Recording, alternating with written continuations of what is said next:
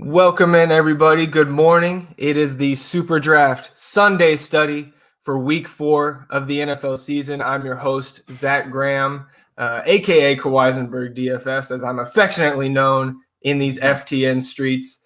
And just one buddy with me today, my good friend Javi Prellezo at JPrellezoDFS. NFL expert, NBA expert, esports. I see him in the soccer chat, tennis. I see him everywhere. Javi, how you doing this morning? What's going on, Zac? Doing good, man. We're missing our third host here, but I'm sure you're about to give him a shout out, man. Many congrats to him. Yeah, so I mean, if you've been tuning in with us through the first few weeks of the NFL season here on the Sunday Study, you've seen Vlad Sedler. And, you know, I hype him up every week in the intro. I don't think I need to go through his credentials again because obviously he's just one of the sharpest minds in the industry, much less here at FTN with us. But Vlad out today with a newborn baby. So big congrats to Vlad and his wife, and we wish them all the best. And obviously Vlad will be back with us soon. But we're going to jump in. Obviously, we're only here for about a half an hour, and the clock is ticking. We want to get you all the super draft plays for the main slate this week. But first, if you're joining us and you haven't been on SuperDraft before, you can head over to superdraft.io, get registered, get signed up. And when you deposit, if you use the promo code FTN, that's going to give you a $100 bonus on any deposit of $100 or more. And there's only going to be a 1x playthrough on those bonus funds. So you're going to be able to turn the bonus funds into cash fast and start winning. So without further ado, let's kind of talk. I know we've done this the first 3 weeks, Javi, but can you kind of break down the roster construction for me on SuperDraft? Because it's a little different. I know we're not picking up a defense here, thankfully. That's one of my favorite things about it. Outside of the more obvious that we're dealing with multipliers instead of a salary cap structure. So talk to me a little bit about the roster construction on SuperDraft. Yeah, I mean, what you got to focus on here is you don't have a salary cap. So basically, you can pick any player, but it's based off multipliers. So a lot of times there'll be some mispricings here. We'll talk about it like a Chuba Hubbard, who's supposed to be a backup running back, but with McCaffrey out, I mean, there's still an edge there because he's still not priced up. So playing these guys with the higher multipliers is going to give you an advantage here, because if they score a touchdown versus a Travis Kelsey who's a 1x, you have an advantage there with that 1.7x. So yeah, I mean, it's a totally different ball game. I love it. I've been taking money from people and I enjoy it, and I'm doing it quietly so nobody knows who JPrellezoDFS is, but I think they're starting to catch on a little bit. There's some sharp people in this industry, but I'm excited, man, and I love SuperDraft. It's been a wild ride so far for football. So yeah, and for football too, obviously they're rolling out huge guaranteed prize pool tournaments. And one thing I wanted to note again is that there's some overlay brewing in that lobby. I think in the main contest, I guess you could call it the $25 entry. There's 11,500 possible entries. We just crossed about 50% full when we went live here. So get in there, check out the rest of the lobby where there's some other big openings and some contests, and there's nothing like getting a little overlay on an NFL Sunday and having some of that free equity. Before we jump in, we'll start with quarterbacks, but obviously we're here for FTN Daily. We have free super draft coverage throughout the week leading up to NFL Sundays. I do a little preview video on Tuesday nights. The aforementioned Vlad Sedler. We'll do a slate breakdown in the middle of the week.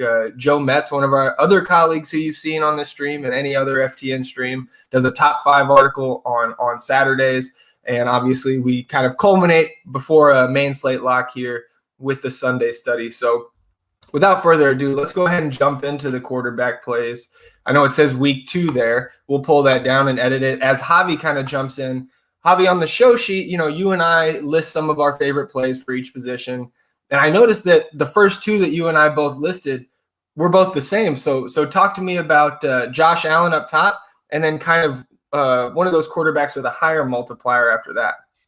Yeah, I mean, it's tough not to love Josh Allen. He should be a guy with a 1x multiplier. And at 1.2x going against Houston, who's they came into the season supposed to be one of the worst teams in the NFL.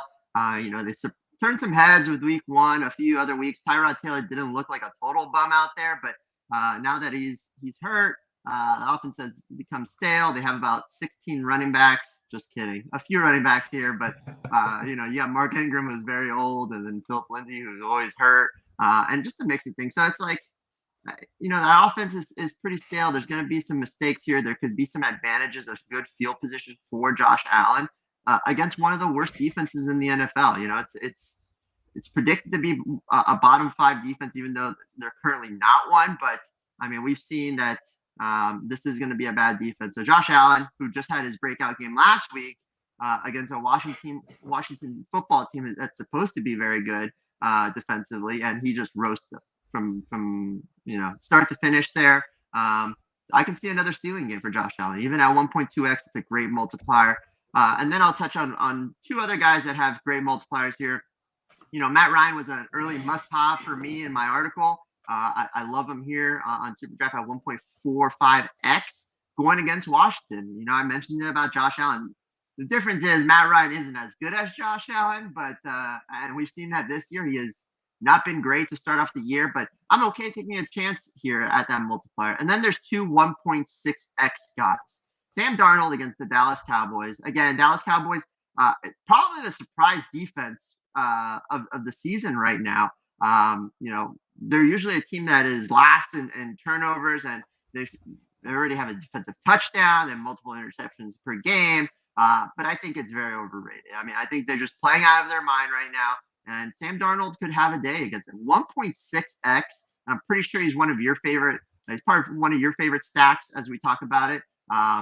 It's just a great spot for him. And then the last guy is Taylor Heineke here, 1.6x multiplier going against the Atlanta defense, which is a bottom 5 pass defense here.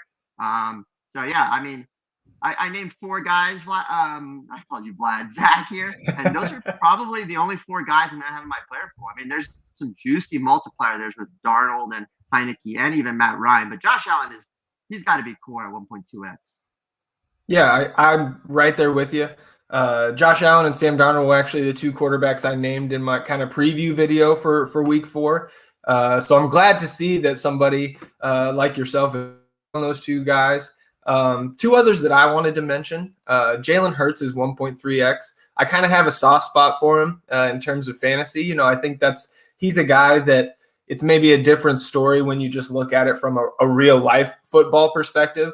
For example, last week against those Cowboys, he made the Cowboys defense look pretty good, like you said, but still ended up with a very solid fantasy day. Obviously, we know what he can do with his legs in the rushing game. And if that Philly team is going to be down, and they got Kansas City today, so I think they're probably going to be playing a little catch up in the second half.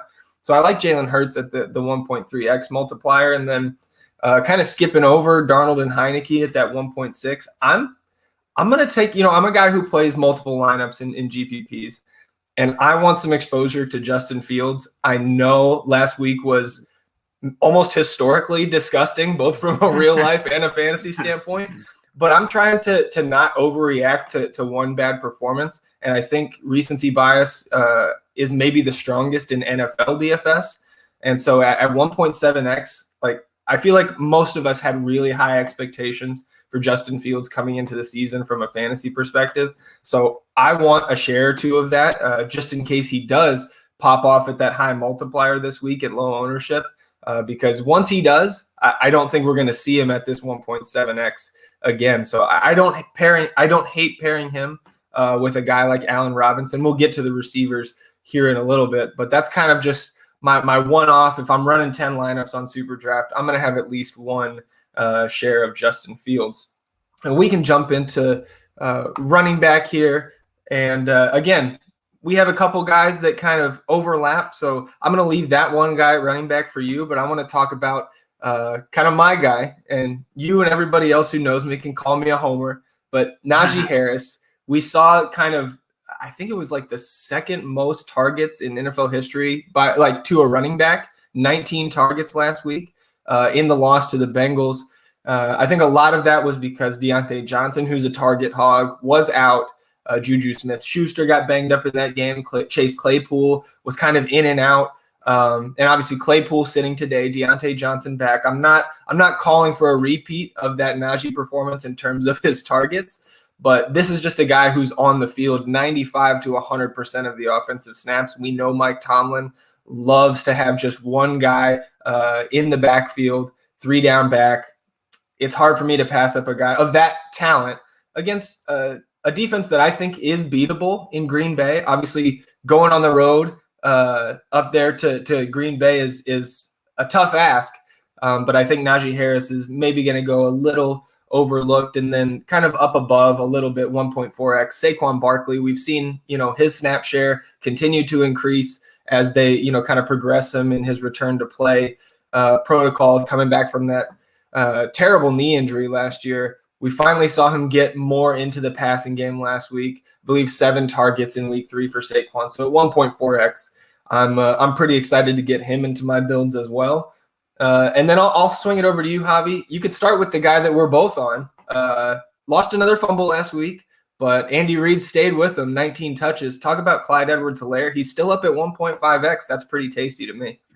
Yeah, it's super tasty, and he just looks strong as the season progressed. Yeah, after that fumble, I know, Zach, you and I probably both held our breath and were like, oh, crap, what now? But at 1.5x in a matchup I love, I mean, we just saw the Dallas Cowboys just roast this Philly defense right now, especially that run defense. And Clyde Edwards-Helaire can do it. Listen, I don't care what anybody says. Patrick Mahomes is upset. He is angry. And you don't want an angry Patrick Mahomes, especially against a bad defense. One of the worst in the NFL right now. Again, small sample size, only been a few weeks. But, I mean, I think he's in a phenomenal spot, and he can just run all over these guys like everybody else has done this season, especially, we saw it on Monday night here with the Cowboys. So, phenomenal spot, phenomenal multiplier, 1.5x. But before, I have to cut you off because this is big news. So, Adam Schefter tweeted that Elijah Mitchell is most likely out today. I had a great pivot set up. I was going to be a genius here. I was like, listen, play Trey Sermon. If Elijah Mitchell is in, pivot to Najee Harris. I still like Najee Harris. Like, you can play them both together. I'm perfectly fine with that. But since Elijah Mitchell's out, Trey Sermon is probably going to be my favorite play now. And so I'm throwing this little curveball at you because, I mean, 1.75x multiplier. I mean, that's unreal here for a guy that's basically the only healthy running back against the Seattle team. Listen, Trey Sermon is no Derrick Henry, but we saw what Derrick Henry did to that Seattle run defense. This is a bottom 10 run defense in the league. Trey Sermon, 1.75x multiplier. Going to be my top play now. So I'm just throwing that live news from on our SuperDraft show here, Zach. Nice. So, do you have any concerns about Kyle Juszczyk, who got into the end zone last week? I think there was some talk about that. I think both you and I would say that Trey Sermon is more dangerous from a fantasy perspective, but any concern about Juszczyk taking away touches or targets?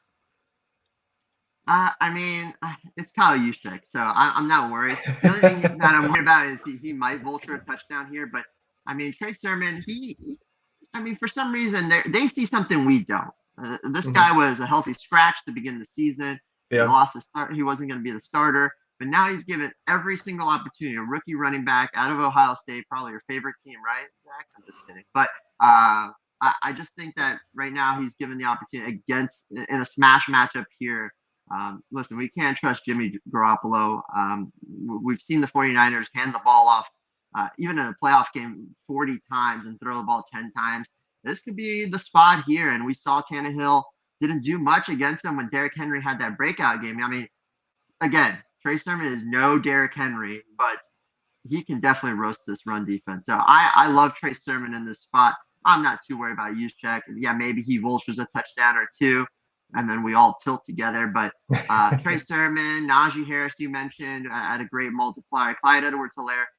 I alluded to it earlier. Chuba Hubbard is going to be the starter for multiple weeks. Shocker. Christian McCaffrey, sir, 1.7x multiplier. I mean, there's a ton of juicy multipliers out there in phenomenal spots. And I don't think, I had Chris Carson 1.45x, but I don't think you have to go under 1.5x. Again, that's close enough where it's fine. So just like I like Trey Sermon against the Seattle run defense, I like Chris Carson against the San Francisco run defense too. It's a very overrated defense. It's not the shutdown defense that we used to see. So, and you can't forget Kyle Murray's boy, core play, Mike Davis. He's totally in play at 1.55x. I mean, again, I'm limiting my player pool to like that 1.4 up multiplier, and you can do that today easily. Yeah, absolutely. And Cousin Eric's chiming in here. Question for maybe a season long, because here at SuperDraft, we're half point PPR, but kind of fitting in here, jumping to wide receiver, just talking about Chuba. Would you go Chuba Hubbard or Antonio Brown in a full PPR? Ooh, man, that's tough. I'll probably go Hubbard, though. Again, I don't believe in this Dallas defense. Yes, it's been great to start off the season, but I think it's just overperforming on all cylinders. They've been very lucky. They have some injuries to the front line, too. And Hubbard's going to be the guy. So I'm leaning Hubbard there. Yeah, I think I'm right there with you. As much as I want to play the narrative of Antonio Brown going back to his old team where he was with New England for, I don't know, two or 3 weeks, something like that. But certainly on SuperDraft in half PPR with that 1.7 multiplier, it's going to be Chuba Hubbard for me. Jumping in now to wide receivers, as we alluded to. Javi, we're both on, we both kind of talked about Sam Darnold. So talk to me about DJ Moore, who's been, I think, tied for 6th in the NFL in terms of targets per game, 10.3 per game.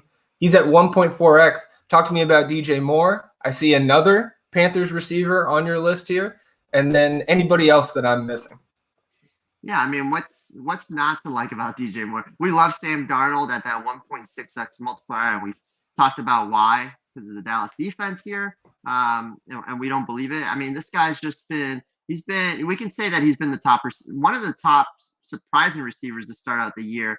And, in SuperDraft, we want to stack. And I think it's a phenomenal stack here to go, especially with a great multiplier here with 1.4x of one of the top guys, which we've been talking to. And then Robbie Anderson's another guy. I understand he's burned a lot of people. Some people are salty about that, but I think both receivers are totally in play. We've seen 22 receptions in 3 games from DJ Moore. We've seen 31 targets. So 22 of 31 catches here. I mean, he's averaging 10 targets a game pretty much here. And 22 receptions, that's unreal. So I understand it's half point PPR, but he's also got at least 1 touchdown. I can definitely see 2 touchdowns here against this Cowboys defense. The Cowboys offense is going to put up points, and Sam Darnold could be chasing from behind, so he'll have to throw quite a bit. So I think DJ Moore and Robbie Anderson are both in play at that 1.4x and 1.45x multiplier here. Yeah, I'm 100% with you. And I think with Robbie, obviously, he's been disappointing in all fantasy aspects, whether you're talking season long, best ball. Like, I know he had the long touchdown week 1. And I kind of wanted to touch on that for a second, because a guy like Robbie Anderson, we saw him with Sam Darnold back in New York, and we saw it in week 1. It only takes 1 play at this multiplier. 1 long touchdown from Robbie could get you there at the 1.45x. So I do like that, especially as kind of a contrarian stack if you're going to stack up a receiver with Darnold. So I like that a lot. I did want to highlight CeeDee Lamb kind of on the other side of that game, right? Shout out to our wide receiver cornerback tool at FTN Daily, and shout out to Derek Brown, D-Bro, who pointed out that CeeDee Lamb's going to draw the top match of the week against AJ Boye. The wide receiver cornerback tool at FTN Daily has it rated as a 79 matchup, so one of the better matchups on the week. So I wouldn't be surprised to see CD kind of eat up that matchup this week at 1.35x. So I like that. And at the lower, I just wanted to touch back on, we talked about Josh Allen, the matchup with Houston, right? How tasty that is. I mean, I think they're 16 or 17 point favorites at this point. I don't know where the line has kind of shifted around that number, but if you're going to play Josh Allen, I like Stephon Diggs. People might go to a Cole Beasley or Emmanuel Sanders for a little bit higher multiplier, but I still think at 1.15x, Stephon Diggs has by far the highest ceiling out of that Buffalo wide receiver room. Could maybe catch multiple touchdowns in what we expect to be a blowout of Houston. And then the last guy for me, before I let you kind of touch on some of your higher multiplier guys, Michael Pittman up in Indy.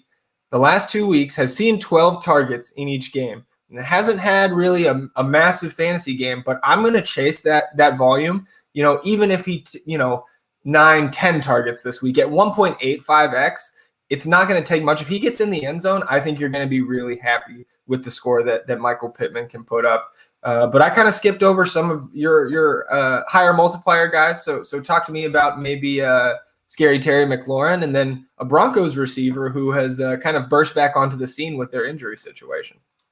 Yeah. So as I mentioned, I'm trying to double stack here. So that's what I'm focusing on. So that's why I'm like DJ Moore, Robbie Anderson. I didn't talk about Terrace Marshall. I think he's totally fine in a Carolina stack. So people that stand out basically as one-offs, not really part of your stacks. But, I did talk about Matt Ryan. I did talk about Taylor Heineke. But Calvin Ridley, I think 1.2x is a pretty low multiplier. And like, as I mentioned, Josh Allen roasted up this team. Again, Matt Ryan is not Josh Allen, but Calvin Ridley is his go-to guy.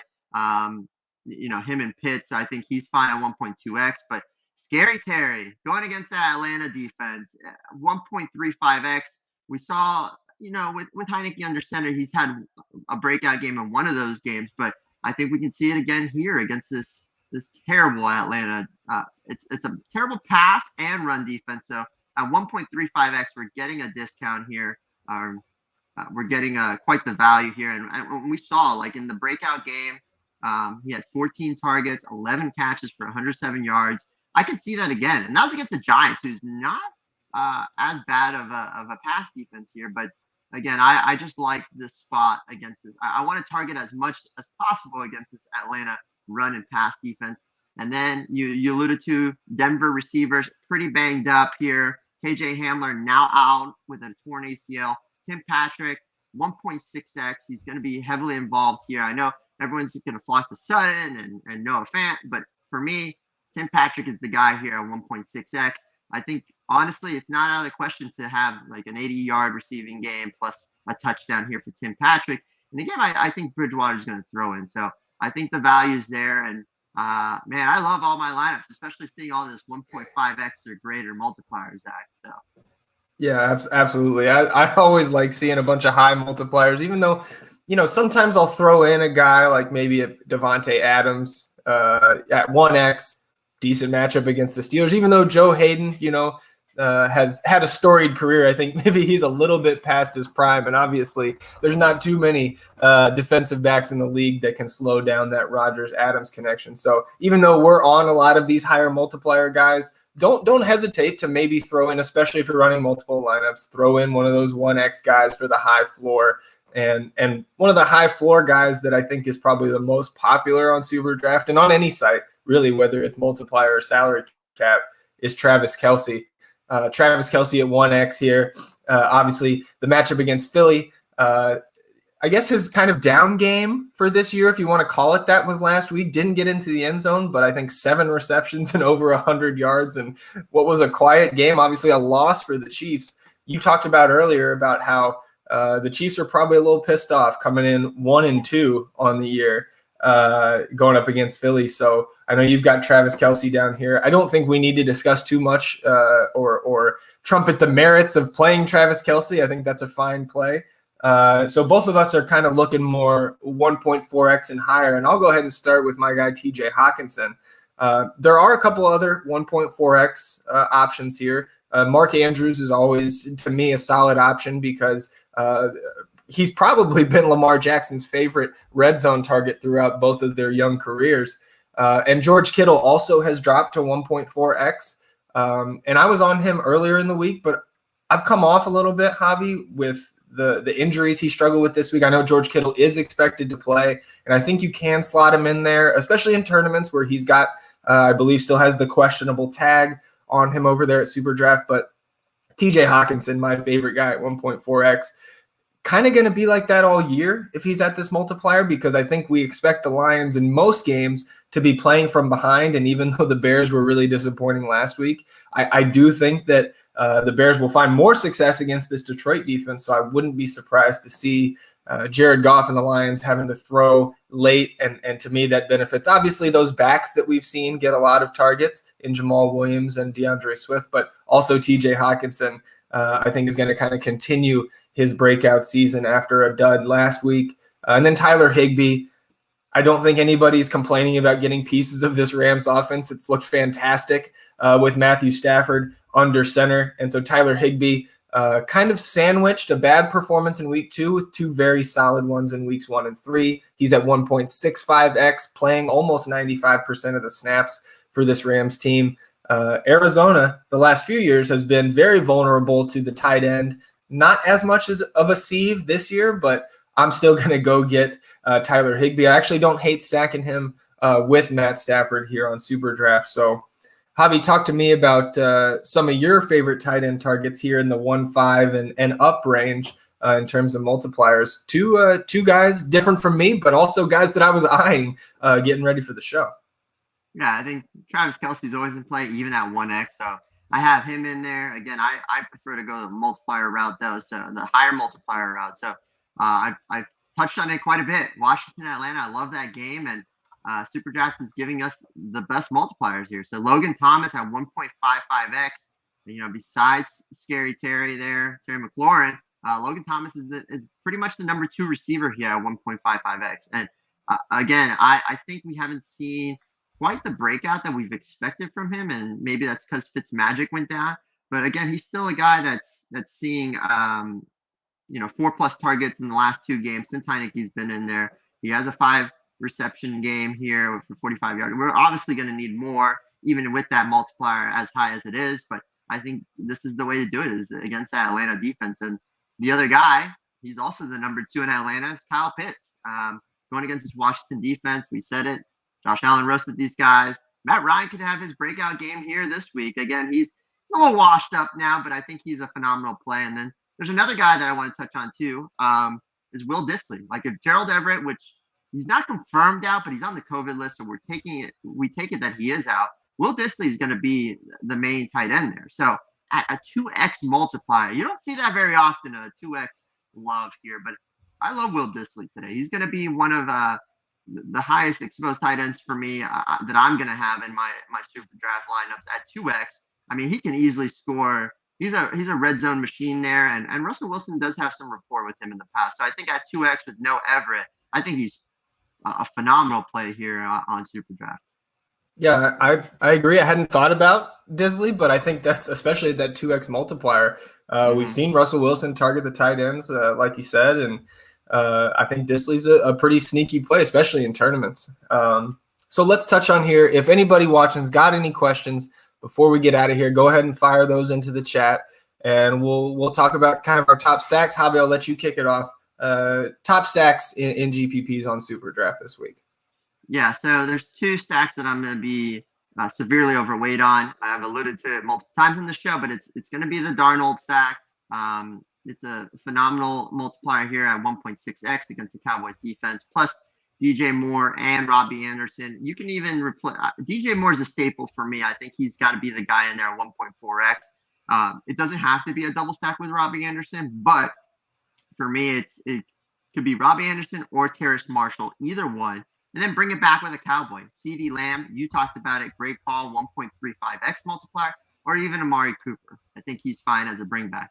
And then the other guy is Josh Allen. We talked about his matchup. You and I both like Josh Allen. I think going Diggs is the staple there. And then going either Cole Beasley or Emmanuel Sanders, either one is perfectly fine. And for me, I don't like a bring back with the Houston Texans here. Pretty banged up, but usually you're supposed to do that. So I think it's totally fine to go Brandon Cooks if you want. Absolutely. And we did get a question here. Stephen King asking, are we playing any Zach Moss on SuperDraft this week? Man, Zach Moss is a guy that I was eyeing hard, but I don't think we have to go that low, especially with Singletary there. It does worry me a little bit, but at 1.6x multiplier, and he's, ever since his healthy scratch, he's actually broken out. So I think he's totally fine, but I just prefer to go the other routes. Especially, I can't emphasize how much I like Trey Sermon here. You got Mike Davis, you got Hilaire, you got Hubbard. So yeah, I know we're a little low on time, and I'm ranting and raving, but I mean, there's some great multipliers out there. Absolutely. And that's the thing about SuperDraft is I think sometimes guys like Zach Moss can get overlooked, and at 1.6x, I'm fine with the play. I would probably only play Zach Moss in lineups where I'm not playing Josh Allen and not stacking up one of those receivers. Even though they've got that high team total, I don't think I can do quarterback, running back, and receiver, especially with how good Josh Allen is, with his legs. So we'll go ahead and get out of here. I appreciate everybody tuning in. If you're an FTN Daily subscriber, jump on over to the Sunday NFL DFS Live, hosted by Derek Brown, our good buddy D-Bro. Joining him this week, Alex Blickel, one of the sharpest, newest minds here at FTN. He was on the FTN NBA podcast this week and put out one of the sharpest, or at least one of the most entertaining for me, takes on Ben Simmons that I've heard yet. So really happy to be working more with Alex, obviously both on the NFL and NBA side. And then David Jones, Tenacious D Jones himself, is also going to be on that stream. So if you haven't signed up at FTN Daily, I don't know what you're waiting for. Get on over there, check out that stream starting right now. And then you can join us next week here on the SuperDraft Sunday Study. If you haven't signed up for SuperDraft, make sure you do so at superdraft.io. Sign up with the promo code FTN, and you'll get a $100 deposit bonus on any deposit of $100 or more with only a 1x playthrough on those funds. For myself, Zach, Kawaisenberg DFS. For Javi, JPrellezoDFS on Twitter. Make sure you give him a follow. We'll see you guys next week on the SuperDraft Sunday Study. Good luck, everybody.